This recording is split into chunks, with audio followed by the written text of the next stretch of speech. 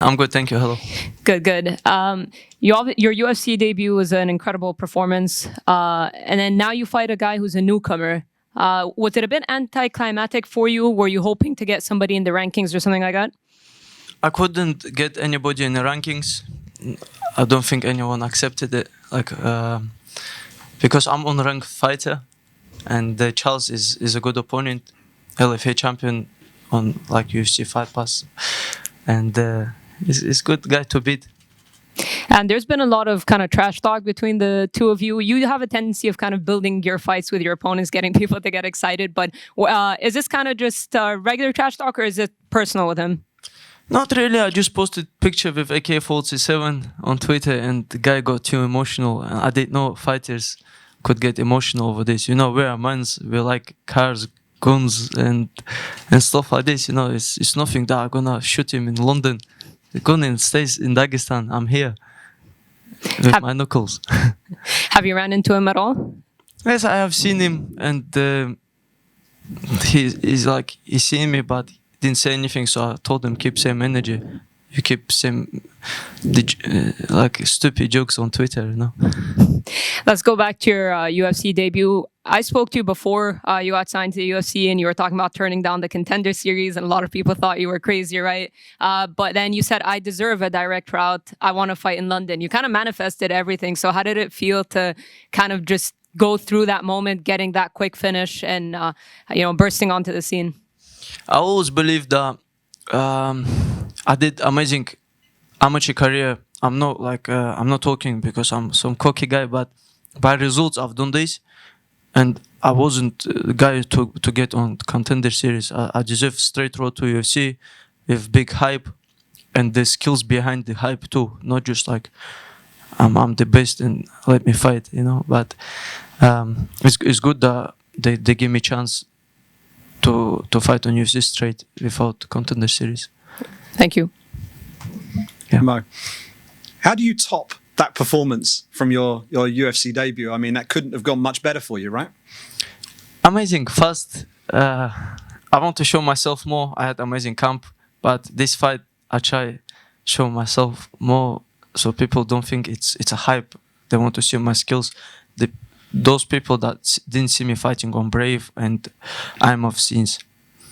And you mentioned IMAF there. You're fresh new in the UFC, just one fight in the UFC, but you've got a wealth of experience fighting in IMAFs and in elite level competition in the amateurs.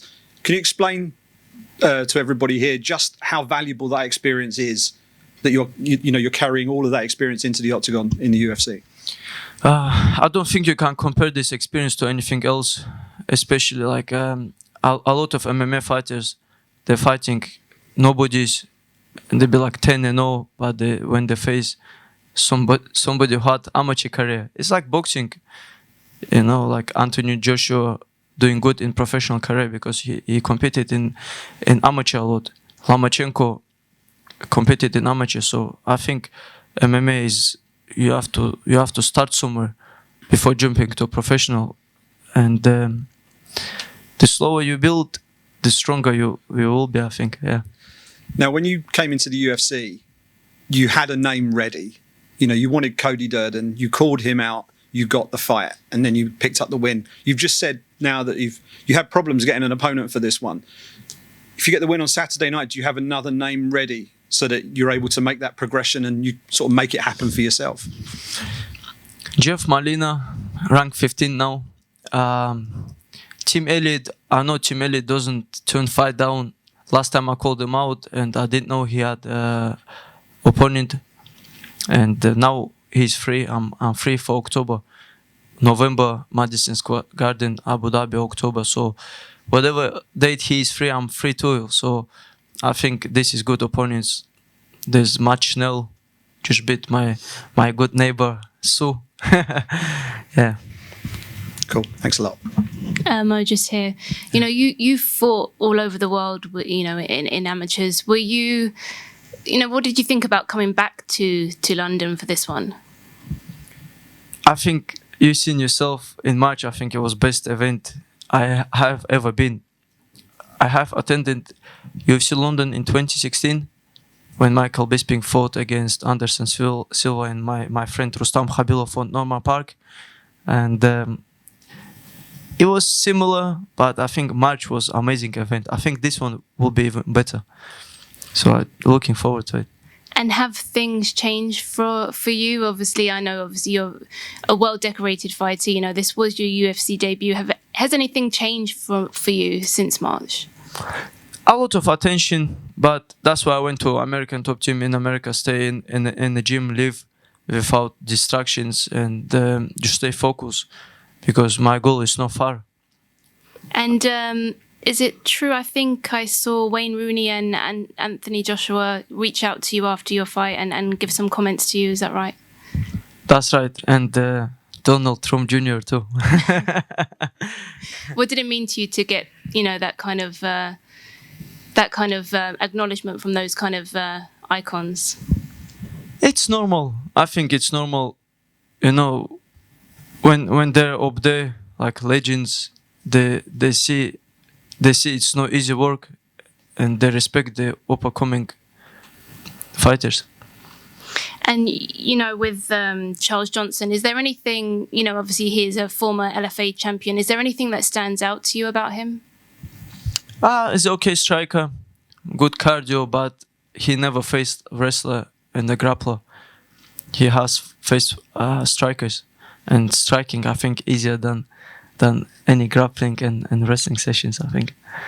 And obviously, with that being said, how do you see it playing out? I believe round 2 finish, just take his soul out and finish him. Thank you. Oh, just down to your eye here. Sorry if your ass is, I was just out at the start. I believe you turn 22 next week, is it? Yes, that's right. So that means, obviously, we spoke about you becoming the youngest champion. Realistically, if you wanted to beat John Jones' record, it'd be a year from now. Is that something you think is realistic? It will be 2024, end of the March. So I think I will fight for the title in UK again. So 2024, I've got pretty much time. Mm. And you spoke there about going to Bisping's fight in 2016. Obviously, you were here a few months ago. You're here again. You know, it's 6 years on from you watching the crowds, and now one could argue that you're, you know, one of the stars of the show. So what does it mean being in that same arena 6 years later? And it's something that you knew when you went to Bisping's fight? Some of what I knew? Is it like when you watched Bisping against Silva in 2016, did you kind of envision yourself being in the cage?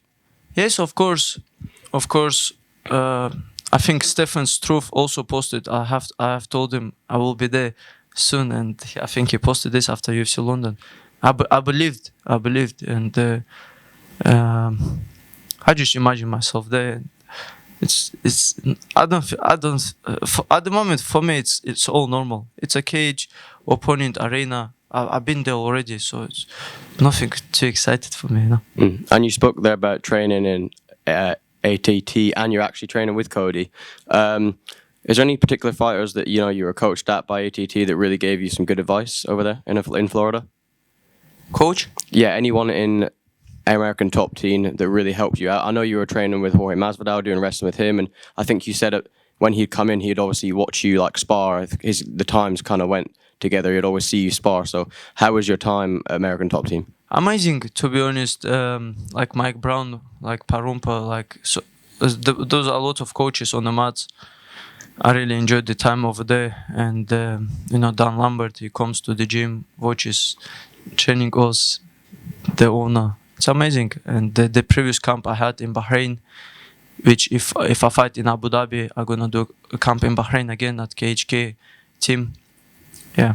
And just one more. It's a bit of a different one. I saw on Twitter the other day, someone was asking all the fighters on this card, obviously have English flags, but you actually have the Great Britain flag. Is that something that you asked for, or did the UFC just give you, the Great Britain flag? I didn't born in England, so for me, I hold British passport, right? So for me, I represent whole UK. I don't play this like I'm Welsh, I'm English, I'm all this. Just represent the whole Britain, I don't care about all this stuff.